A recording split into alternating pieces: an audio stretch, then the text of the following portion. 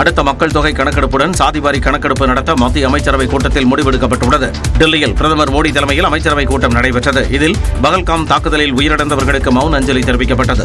இதைத் தொடர்ந்து பல்வேறு விவகாரங்கள் குறித்து அமைச்சரவையில் ஆலோசிக்கப்பட்டது.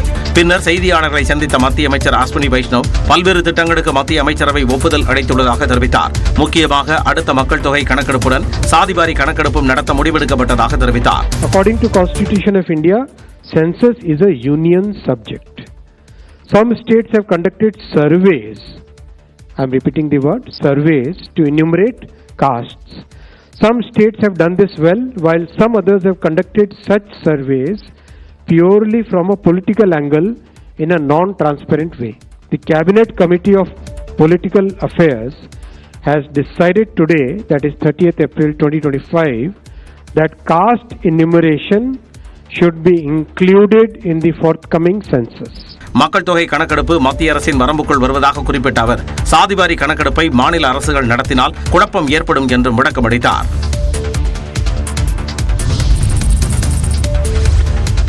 சாதிவாரி கணக்கெடுப்பு நடத்துவது என்ற மத்திய அரசின் அறிவிப்பு தமிழ்நாடு அரசுக்கும் திமுகவுக்கும் கிடைத்த வெற்றி என முதலமைச்சர் மு க ஸ்டாலின் தெரிவித்துள்ளார். இது தொடர்பான எக்ஸ் பதிவில் மிகவும் அவசியமான சாதிவாரி கணக்கெடுப்பை மறுப்பது மற்றும் தாமதப்படுத்துவதற்கான முயற்சிகள் அனைத்தும் தோல்வியடைந்ததால் மத்திய அரசு தற்போது சாதிவாரி கணக்கெடுப்பை நடத்தப்படும் என அறிவித்திருப்பதாக சாடியுள்ளார். ஆனாலும் மக்கள் தொகை கணக்கெடுப்பு எப்போது தொடங்கும், எப்போது முடிவடையும் என்ற கேள்விகளுக்கு பதில் இல்லை எனவும் விமர்சித்துள்ளார். தற்போதைய அறிவிப்பு தற்செயலானது இல்லை எனவும் அரசியல் நோக்கத்திற்காகவே இந்த முடிவை மத்திய அரசு எடுத்திருப்பதாகவும் சாடியுள்ள முதலமைச்சர் சமூக நீதியின் தாக்கம் அதிகம் உள்ள பீகார் மாநிலத்தில் தேர்தல் வருவதால் இந்த அறிவிப்பை வெளியிட்டிருப்பதாக தெரிவித்துள்ளார். சாதிவாரி கணக்கெடுப்பு மக்களை பிரிக்கும் என்று கூறிய பிரதமர் மோடி தற்போது அந்த கோரிக்கைக்கு பணிந்திருப்பதாகவும் முதலமைச்சர் குறிப்பிட்டுள்ளார். சட்டப்பேரவையில் தீர்மானம் நிறைவேற்றியதுடன் பிரதமரை ஒவ்வொரு முறை சந்திக்கும் போதும் சாதிவாரி கணக்கெடுப்பு எடுக்க வலியுறுத்தியதாகவும் முதலமைச்சர் சுட்டிக்காட்டியுள்ளார். மத்திய அரசுதான் சாதிவாரி கணக்கெடுப்பை நடத்த வேண்டும் என்ற தங்களின் நிலைப்பாடு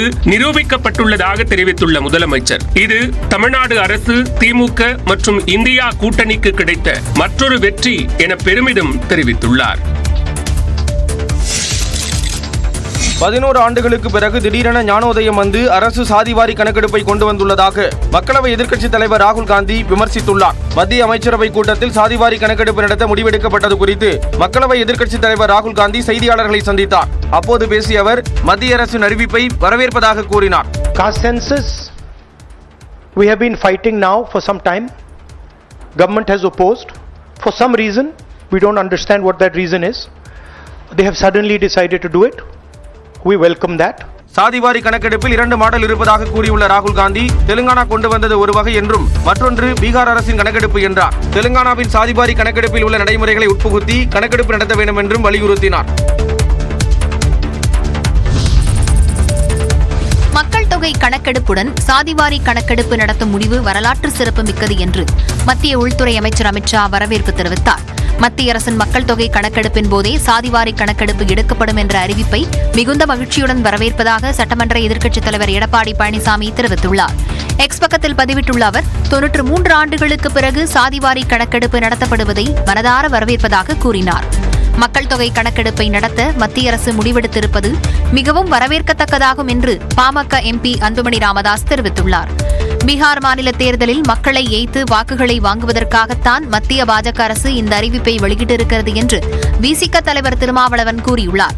மத்திய அரசின் இந்த முடிவு ராகுல் காந்தியின் முயற்சிக்கு கிடைத்த வெற்றி என்று தமிழ்நாடு காங்கிரஸ் கமிட்டி தலைவர் செல்வ பெருந்தகை எக்ஸ் பக்கத்தில் பதிவிட்டுள்ளார்.